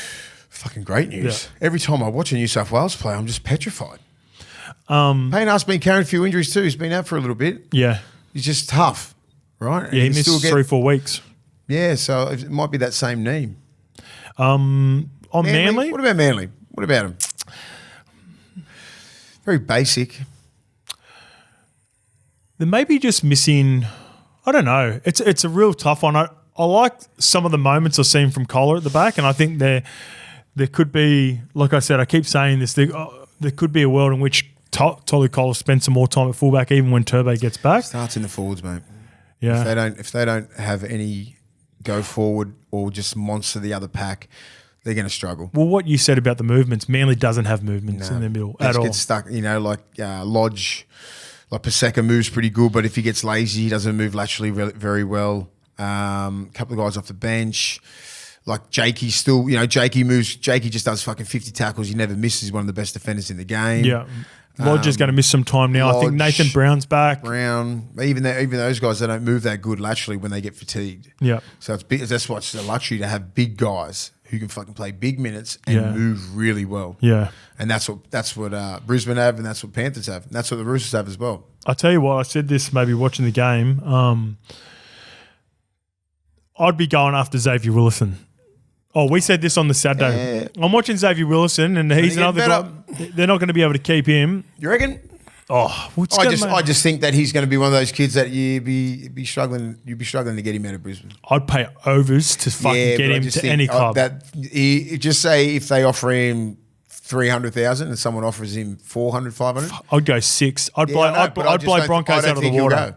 Yeah. I just don't think you go. I think he just wants to be success. If Broncos play with Payne Haas, and solidify himself there, play off the bench for a couple of years, get his starting spot by the time he's like 22, 23, and then play for Queensland, do all that sort of shit, but be a Bronco.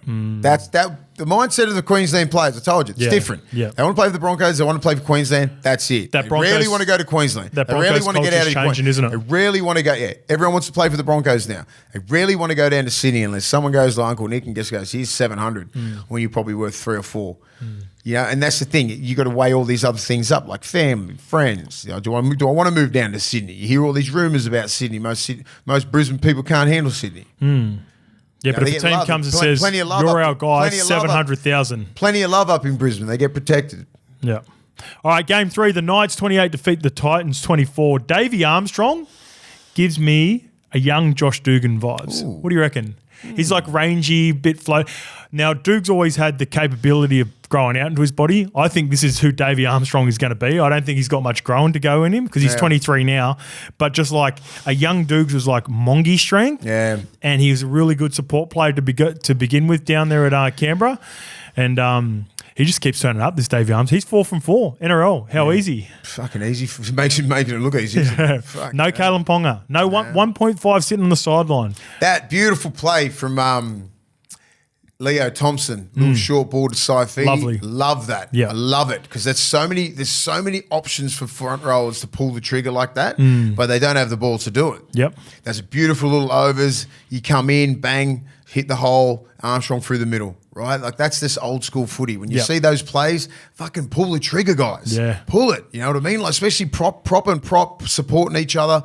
Like you got to do it because like that third man, you can easily suck him in with a bit of an overs play and a little bit of a communication. I'm going to get to see, outside see, bang, short ball, hit it. Fucking, he didn't get touched. Nah. When you play a little bit of football like that, like just say with the props have the balls to pull the trigger and the coach wants them to do that, especially coming out when you're over your 20 or 30 metre mark, you don't. First couple of sets into the game? First couple of sets, especially everyone's fresh. On the third tackle, you can get the ball a little bit wider and that play's always on. You just got to be able to pull the trigger and everyone have. Because you see it in video all the time. I love it. I just always point it out. Keep fucking pass it. But they just set it up. And then if you don't pull the trigger on the third tackle, fourth tackle, everyone's ready. Yeah. Everyone's ready for a long shift or whatever the fuck it is, so everyone's on board third. Third tackle, it's always on for a long shift. And some of these good teams like Penrith, they're shifting on the third. Roosters are doing it. Yep. They're trying to make those easy meters. Worst case scenario, fourth tackle, you just jam it back in there and you're on the sideline, kick it. Get to a kick. Yep. I just got to give credit again. The form of, like we've been raving about Kai Piss-Poor. I thought Dylan Lucas was outstanding in this game. They beat out so Frizz comes back. They started Frizz off the bench. And then once Frizz come onto the field, Dylan Lucas was playing through the middle. He sets up that. I like Dylan Lucas. He comes off his left foot, just nothing play. Davey Armstrong through the middle for his third. And that got the Knights back into the game. That's what I'm saying about, just say with, like Dylan Lucas knowing that he goes, well, Kai Pearce-Paul's been playing really good. Frizz was out. All right, well, now I need to fucking play unreal. He's getting more and more confident, eh? Now he's pushed KPP back, and now KPP wants to fucking play unreal so he can get his starting spot back. Yeah. So that's what I'm saying. Iron sharpens iron. Yeah. You've got to keep going at it, and you can't just go, okay, I'm going to let fucking Dylan Lucas take my spot. Yeah. It's not like it's Liam Martin. Yeah. You can still get his spot, but 100%. Dylan Lucas is still playing. He's playing lights out because he wants it. I would say for just this year alone, nothing else. The former Lucas is. They're probably Adam O'Brien's. Lucas is their first picked. Yeah. In that back row. And then obviously in reserve grade he was carving. I think he scored like 12 or 13 tries the year before. Yeah, wow. Just on that left edge. He's a proper left edge runner. Yeah. Runs fucking beautiful lines. He does. And I thought Kai Pearce-Paul, I think, he's still young. He's still finding his feet. But I think he's the answer on that left edge. Long term. Because Frizz will probably end up retiring in a couple of years. Yep. And then Dylan Lucas could play. I think Lucas could play lock as well. Yeah, so do I. And I think Frizz can play lock. I think Frizz will end up moving to lock. And those two young bucks, because they're a little bit. Frizz is getting up there. Yeah, he still does a great job. Don't get me wrong. A few injuries here and there, but they're probably your answers at Imagine Lucas, Kai Pearce-Paul, because I think Kai Pearce-Paul can play right edge as well. Yep. Lucas in there, and you got Frizz on the bench. Frizz at lock. Frizz is 32. Yeah, that's what I'm saying. Like maybe a little Frizz shift can play in the middle. lock. Elliott can play off the bench. I don't know. You just got to. Just fucking find the best balance. Yeah. Find the best balance. You've got Saifidi up front. You still got Brayley at hooker, and you've got fucking the other Leo Thompson. They've got a good team, mate. Good team, isn't it? Really good team. They can really push for something. What do you reckon? What happens to Davey Armstrong when KP comes back? They've got to find a way to keep him in the team, eh? Yeah. Well, he'll probably end up going to another club. Yeah. Yeah, he's going to earn an opportunity. He's going to earn an opportunity, and he looks like he's a starter. Yeah. But I'm not sure if he can play wing.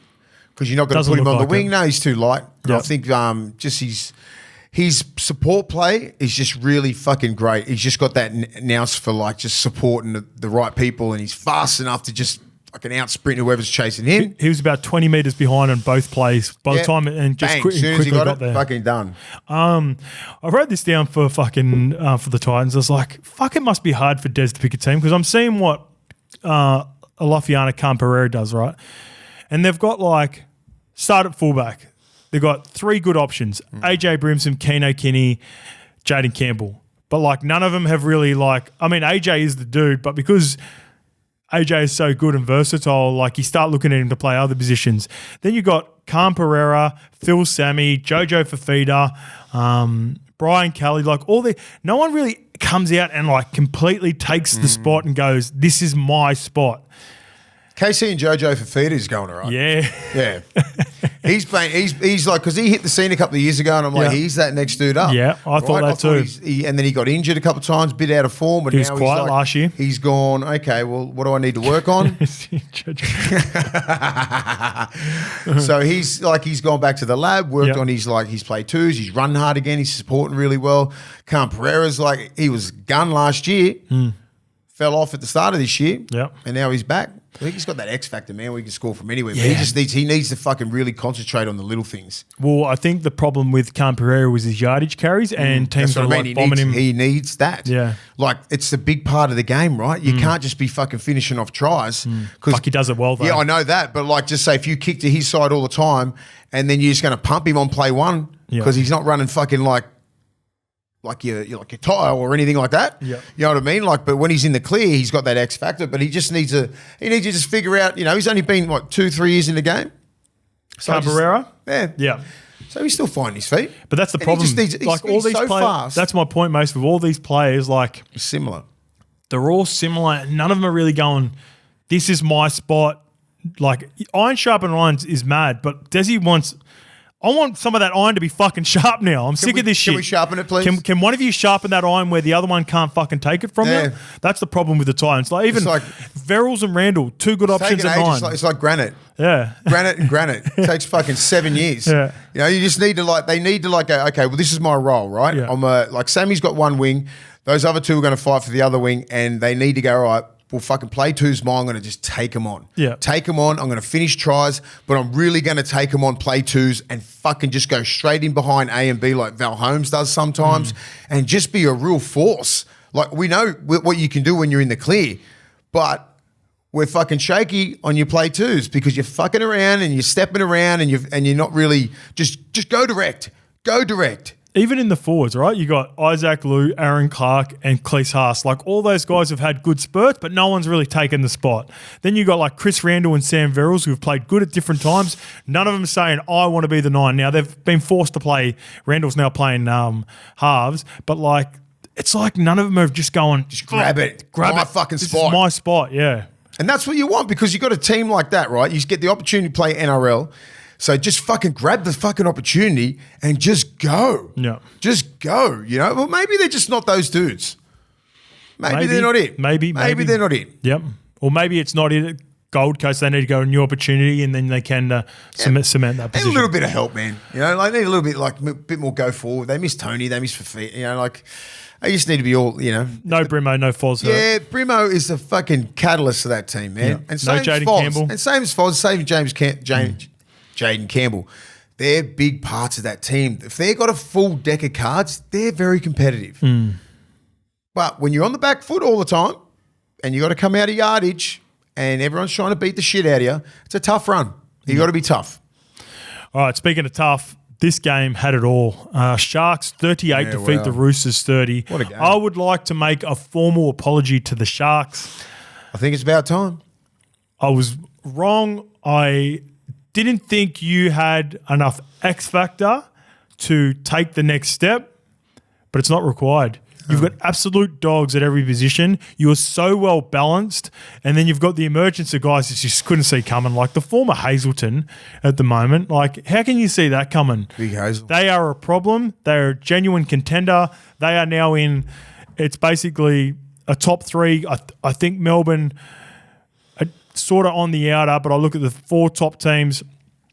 I've got obviously Panthers, Broncos, Sharks, and Melbourne. And then Roosters just on the outer, just because I'm not let down at all by the Roosters in this game. If they had won that game on the weekend, would you put them ahead? But they just haven't beaten the Sharks, Melbourne, and Penrith yet. So they've got to figure out, Robbo's got to figure out a way to get over this top 4. You know when it happens enough and then people start talking about it and then it becomes a thing? Yeah. I think that's the next step for the Roosters. But for me, if there was any doubt around who is the man to lead New South Wales. Who do you reckon the best? Who is it? It's Nico Hines. Yeah? Nico Hines. 7? The first play of the game, Mace, the first set. This is what highlighted it for me that he's the guy. And this is what makes Sharks genuine contenders. All this pressure. Magic round. New South Wales origin on the line. The best game of Magic round. First set, they get kick pressure from the inside. And this is going to happen in origin where you think everything goes to plan and then someone comes out and does some shit crazy. Cut out ball.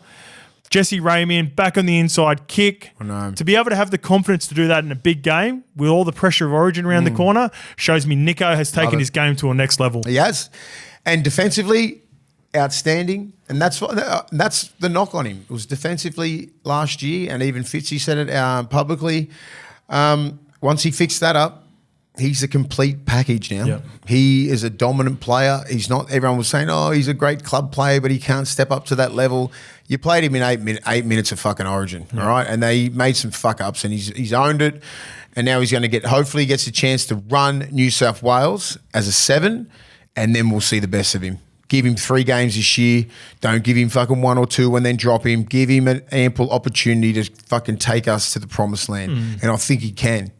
I think he honestly can. It'll be.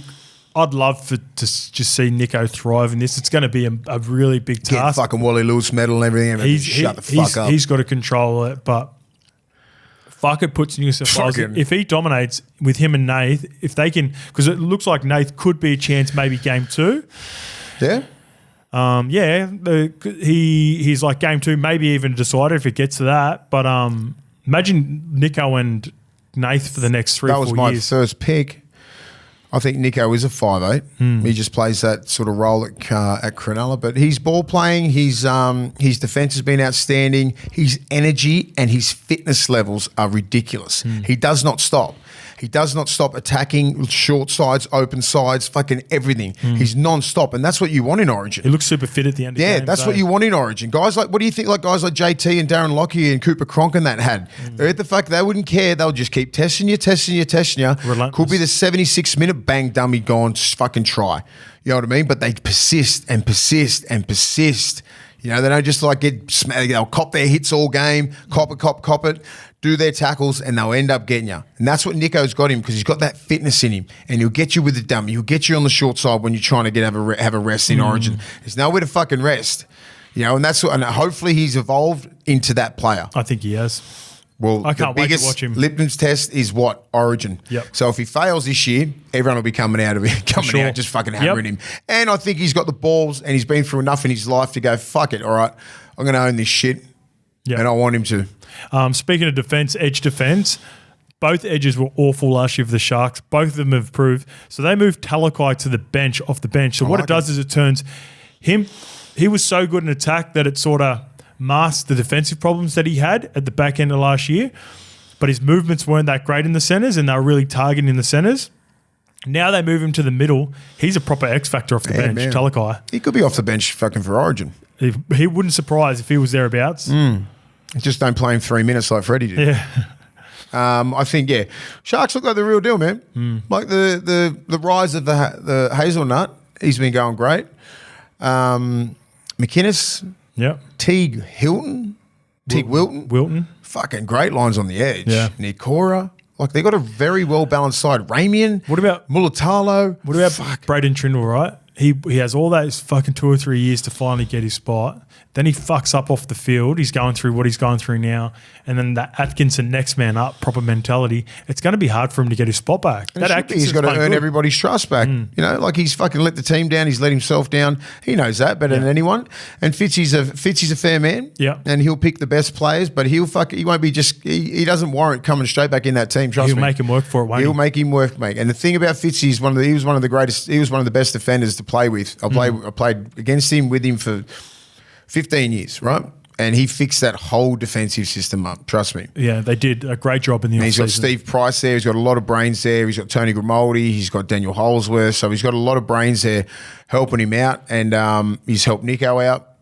And that's the evolution of Nico's game. Yep, that was a knock on him. The edge defence, I've never seen him defend so bad last year. And that's what Fitzy, and that's what Fitzy goes, holy fuck, because they started off really well and then they just sort of crumbled. Yeah. Can't defend like that in finals. Can't defend like that in And that's Origin. what fucked him in the finals, mate. Yeah. Again, like I said, lost no respect for the Roosters in this one. No. I do think they've got to get over that hump of beating the top teams, and they probably won't get an opportunity to do that because they're going to be thereabouts at the end of the year for sure. Sam Walker has officially taken his game to the next level as well, though, mate. He's another guy, that 6 jersey, probably not this year, but if he continues on this trajectory and because he's the key. They've given him the keys at Roosters, and it's everyone else has to play off Sam, which is great to see. He'll be the 7th for Queensland in a couple of years. Yeah. Once Chez is done. Once DC's done with it.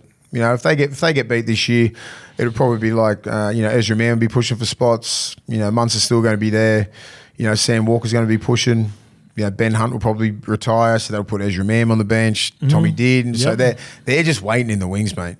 They are waiting, and that is scary. It sucks for New South Wales. I was going to write this, I was spewing, because this is, like I said, I wrote this down yesterday before I found out about Connor Watson, who apparently was in really strong contention for Origin as well. Radley, Cheese and Watson, that is going to be one of the most, once Connor gets back, hopefully his throat's okay, but that is one of the most dangerous middle thirds in the competition with those three rolling. If they play on the same page, a couple of quick play the balls and everyone just plays flat and fast through the middle, and you got Sam Walker just controlling it out the back, and just when they go, they're fucking hard to defend. It's hard to defend, man. Yeah. Especially when they're playing flat and fast, you got these big guys like Lindsay Collins, Lenu loves leg speed through the middle, like little short balls through the ruck. Egan Butcher loves it. Nat Butcher loves it. They're all on board, man. They're very dangerous. They've got everything. Everything just needs to click. So when they click, they're the ones that scare me the most. Yeah, they scare me more than Brisbane sometimes. Yeah, I can understand that. When they're all on. Well, I think they're going to be the team at 5 and 6, so they're going to be the scariest proposition once you are the top dogs. Like, you don't want to play them week 2 of the finals. No. Even though they haven't beaten those top teams, yeah. All right, mate, Game 5, the Cowboys defeat the Rabbitohs 28-22. What a statement from the Cowboys right at the start of the game on Latrell, mate. They pick Latrell up and just drive him back 10, 15 metres. And for me, it showed the desperation in the game from both of the teams. If either of these teams can get some momentum, they're going to be another team tricky that can either get into the 8 or fuck up teams at the back end of the season and make it really hard for them. Yeah, Cowboys really need this, and I think they just probably line in the sand moment. Right, if we don't get South, we're going to struggle. Yeah, and I think they all turned up. They all ran harder. They all hit harder. Completed their sets. They just look like the old sort of Cowboys from a couple of years ago. Even though, I mean, the Souths are on their knees, but Souths were there to play. Yeah, they were. They were not like Souths of 3 weeks ago. Yeah, and the Cowboys missed over like 3 opportunities. They were there to play. They were there to play. So, like, credit to the Cowboys. I think they can go on a bit of a run, but then I'm thinking they're going to have about 3 or 4 out for Origin. Yeah. So they need to get a couple of wins right now so they can sort of, they'll probably lose a couple during Origin. Yeah. Depends who they're playing. Last year worked well for them. Last year they had players they lost for Origin, but then they come back and they brought that confidence back into the team. Like Ruben Cotter and like Taulagi. I'm not sure if he's going to be in there, like Val Holmes. Val's one, man. Val needs to get his shit going. Val's hasn't been playing to Val standards of late. Nowhere near it. He looks a bit nervous. He's been... It's weird with him, right? Like he would do something really fucking outstanding, right? Yeah. And then like just have a real mental lapse defensively. That's the best he's way one of putting it. He's one of the best like defenders in the game. He was known as that, but like he's been coming up with fresh air. Yeah. And I'm like, and he's been getting schooled. And like simple drops. Yeah, simple drops. He's got great hands. He's one of the most highest skilled players in the game. So when you start doing that, then people start going, what the fuck's wrong with Val? Yeah. And then internally he starts overthinking it. Yeah. Probably. Then he like he's play 2s, play 3s and that when he's coming off the back fence. Fucking hell, they're outstanding. But that masks what he's been doing. The mistakes that he's been doing, right? So everyone goes, he's fucking still making 200 metres. He scored 2 tries, set up that. But I'm like, I don't look at that for Val. I look at the defensive misses. Yeah, Billy would be sort of going, look. And does he pick, does he pick Hammer there? Yeah. You can have Hammer and you can have Cobbo as your centres. Yep, and then have Murray Taulagi and then maybe you can have like Val on the wing. He's the best winger in the game. When he plays wing, he's fucking unstoppable. There's a guy called Brian Toto that plays for the Panthers. Yeah, I know that, but when he plays for Queensland, just say when 2017 and all that World Cup, he was the winger. Yeah. He was the best winger in the world. Australia. The best winger in the world. And then he usually played winger for Queensland for a couple of years most of the time, and he was the best winger on the field. Yeah. Remember he scored 3 or 4 tries in that one Origin. He was outstanding. So like I think you could pick him on the wing. There's not many like harder decisions as he is in centre. He's getting beat cold. I don't know. Yeah. It's not my problem. It's Queensland's. I wrote this down as well before the teams were announced. They finally pulled the trigger. I was like, Souths need to move Jack White out of that centre position, and he's going to be playing halves now with Cody Walker. Yeah, it's good. Yeah. Well, we said that at the start of the year. But they obviously went through some shit with Elias. Who do you reckon will play right? Because they've both played left. They're pretty much there. I think Cody Walker will play right. He's been venturing over there for the last 3 or 4 weeks, and he can play. But Cody Walker just plays whatever he sees. He's just been stuck on that left edge because that's just the way they play. Yeah, like where they got those big long shifts to the left. But like, mate, he can play anywhere. I just love Cody Walker with the ball. The more Cody Walker gets the ball, the more dangerous they are. Yeah, So when he's at 7, he's probably going to get like 30 touches. He's going to be feeding like his big boys. He's got Jai Arrow there. He's going to take control. He's going to get the lion's share of the ball, and that's what he needs, man, because I don't like it when Cody Walker's sitting on that left edge and he's getting the ball 10 times. Because every time he gets the ball 10 times, people think like 5 times he should be setting up tries. Yeah. The pressure that builds with that. And stuff like with and when you got, Jack White on that left edge, he's more of a ball runner, left arm carry, left foot step, right palm. I can see that some sort of play where he gets the ball, a little bit of an out ball, left foot, right palm, Latrell in the middle there. You know what I mean? Coming through there. He's either going to be around the back or he's going to be like pushing through the middle. So Latrell needs to pick his game up defense in attack wise. And pick his moments where because those plays on the left, those long shifts and that, they haven't been working. He had some nice moments in this game. He's still got great Alex moments. Johnson, big in. Just Alex Johnson's timing, even on that try, fan shape, there was two where he nearly scored early in the first half, and then other wingers for South Sydney weren't scoring the try that Alex Johnson actually eventually scored because he's nice and flat, mate. Yeah, man. Latrell throws that dart, and the other wingers were just back a touch, and you missed that opportunity. Thompson and all these sort of blokes, and they don't really know because even when they're standing in that sort of fan shape and like he's sort of tucked and then he's all of a sudden, so he's even with the winger. Next minute when the ball's thrown, he's 5 meters on his outside. You know, and that's the ball and that's the trust that he's been built with Cody and with Latrell. So, you know, he's a big in. He's highly respected in that team. And like I said before, I think South looked really good when they had a lighter pack.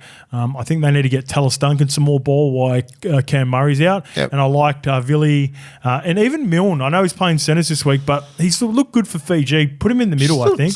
Simplifies his role. And he's got like that nuggety body shape. Fucking strong too. Defends good.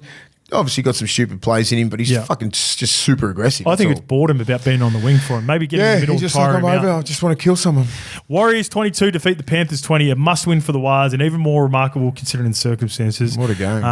Can a win like this get them back on track, mate? Yep. It's Penrith. Yeah. You know, and Penrith are up for the game as well. It wasn't like they just, you know, had an off game. They just had a great game. I thought... as you said, the halves were outstanding. Yeah, what about Tuapiki, mate? Not only to score the winning try, but kick that goal at the end too. The 3 and 4, outstanding. The lines that they were running, that's the lines that they need to get back to, right? They kept going out the back all the time. All the time when that straight line runner get a little bit of an out ball, that's always on, but they're always trying to go out the back all the time. It's fucking out the back, defenses come in and just slide over. It's so easy to defend. Hitting that front guy when he's running those lines, it's fucking near unstoppable. Because of the diversion out the back. Like they've got all the diversion, just start hitting the front guys. Yeah. And they did that twice, 2 tries. They did it well, didn't they? Ali Lautea, they've got big raps on him. He's a real player of the future for him. He looked good. Adam Pompey back on the left, obviously, for Rog.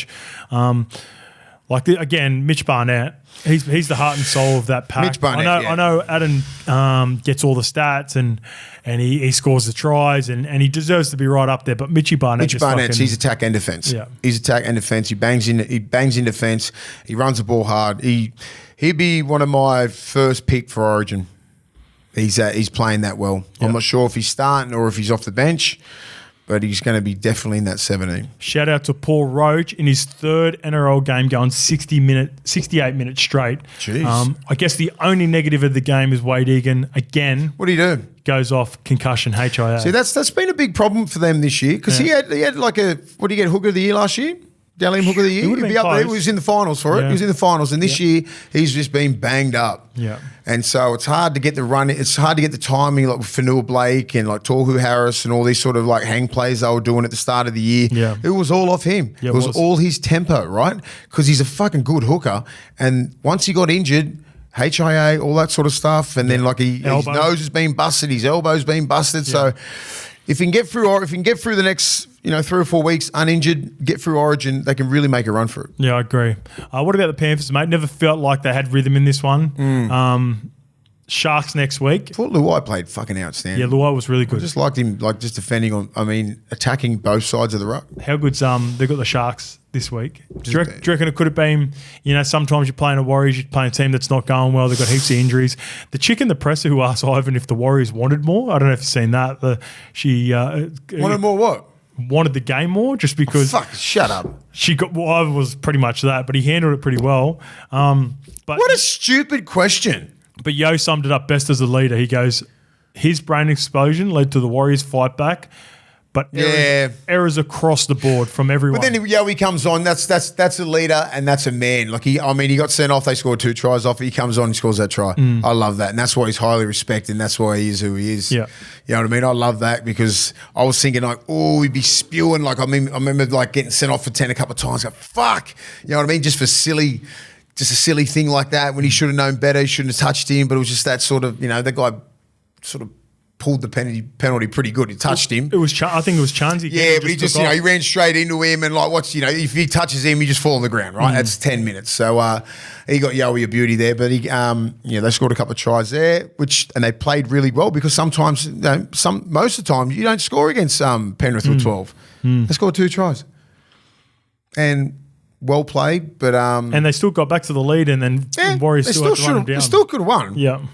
But that showed some grit from the Warriors. Yep, it was good. Really good grit. And this is the sort of game that can get them back on track. What about the Sharks versus Penrith this week? This is basically the last hit out before Origin, really, with all the all the stars playing and everyone feeling fresh and the competitiveness for the spots. This is going to be a fucking beauty. Can't wait. All right, mate. The second last game. Storm 48 defeat the Eels 16. No Pappy, no Hughes. Then lose Munster.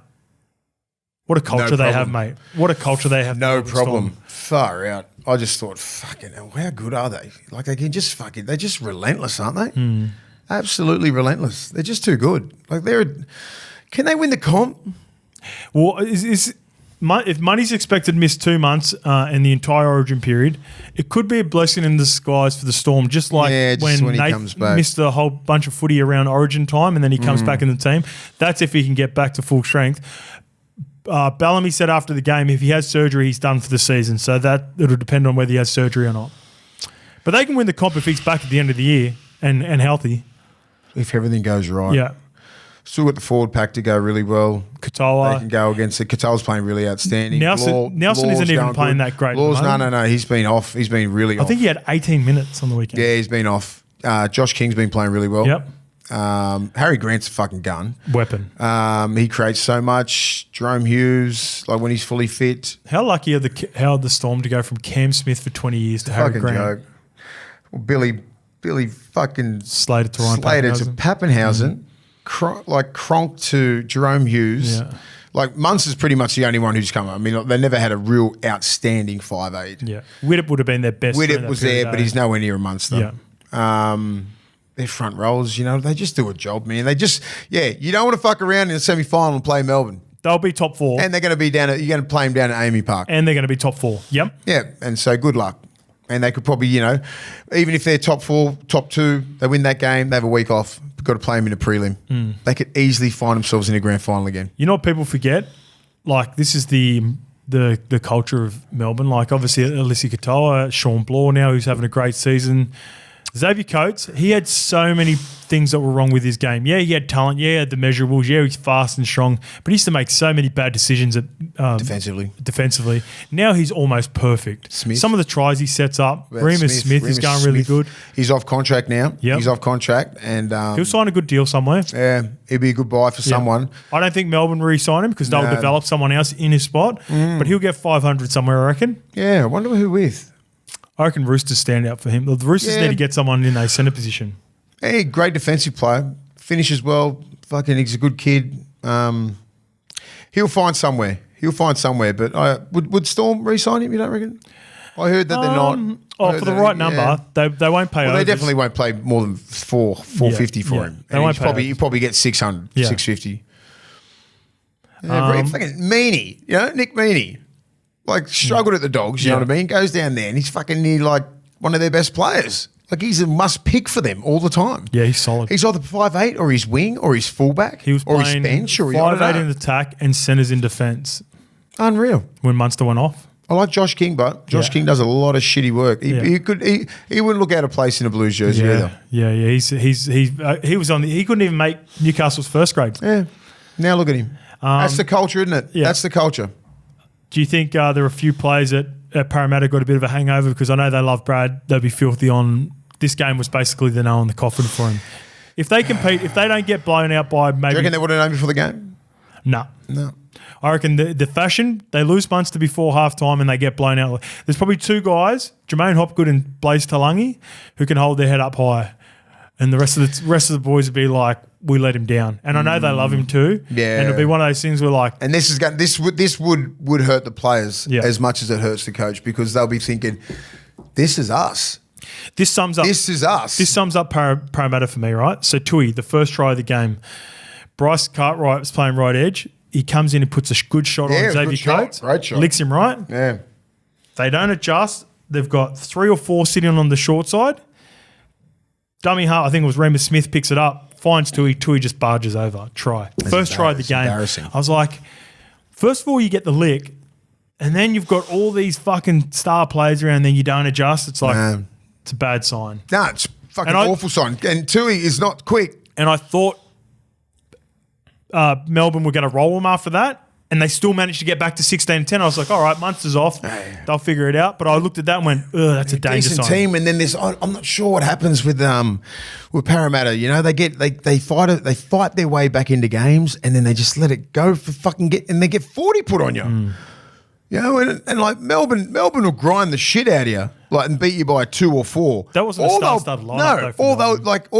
If you really want to not turn up and just miss your assignments, they'll put 40 on you. Yeah, and that was the perfect example when Tui Kamikamica scored that try. He shouldn't have scored that try. He scores fuck all tries and straight through your front door. Not good.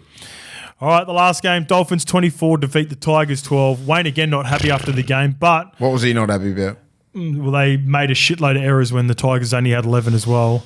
Are they a top 4 candidate, mate? Nah. Jersey Flegler's still to return? Yeah, I think they're currently sitting 4th. Yeah, I know that. They haven't really played that many big teams. They'll be top 6, top 8. They'll probably I think they'll... They're definitely top 8. They're definitely going to make top 8. I'm not going to say they're 100% going to make the top 8. 7 wins. I am. I'm locking them in. I'm not 100%. I'm locking them in. I think they will. I think they will. But I just think some other teams like South Parramatta will make a late run, and depends if they fall down, if they can keep that consistency, which I think they will. I'm just saying, but they're not just like guaranteed. They're not a lock. They're not a lock for 8 because they've got really good players. But then they've got really average players. You know, with these other clubs, if they really tighten the screws against them, we'll see who wins. But they're fucking great. They're great to watch. I love watching them play. I love Marshall King. I love watching him play. I love Matt. Like, some of these players are just playing lights out. Well, he's Jeremy Marshall King. He was really good in this game.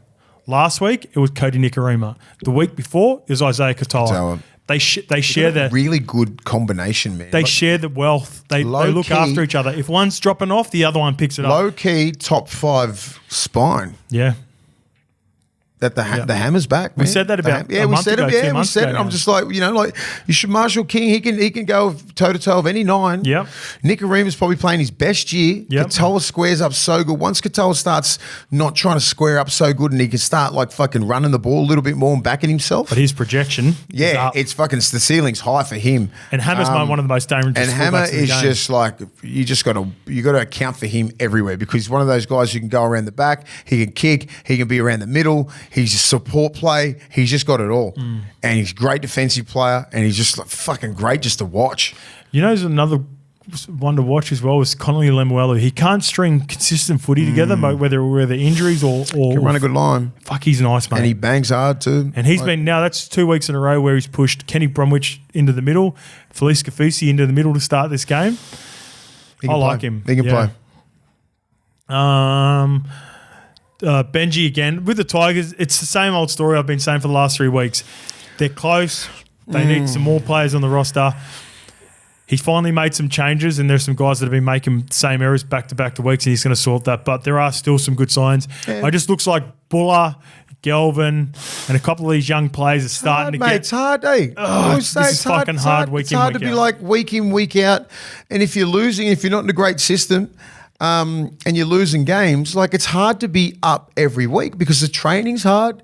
You got to deal with the media. You got to deal with social media. You got to deal with a lot of things, mate. And it's hard to be up every single game, every single day. And that's what coaching is all about, trying to get these guys up for that 80-minute effort every single week. Benji's going to be better for this. Benji's going to be better. Benji's a master at this sort of stuff. Yeah. He's getting better at his craft. He understands these younger kids, and he understands that they're fucking young, right? And it's about the week in, week out grind. Can you do it or can you not do it? Next it's fucking 4 weeks, harder than it looks. Cowboys by Dragons, Titans. They can get 2 of those. Yeah. 2 out of the 3. They've still got the talent enough to win games. Yeah. Yeah, and they're only just missing out 10 or 12 points. They're not getting blown out. Yeah. But they haven't been playing that many good teams. All right, we'll see you tomorrow. We'll go through the team list. Nice short episode tomorrow. See you tomorrow. Thanks, guys. Busting again.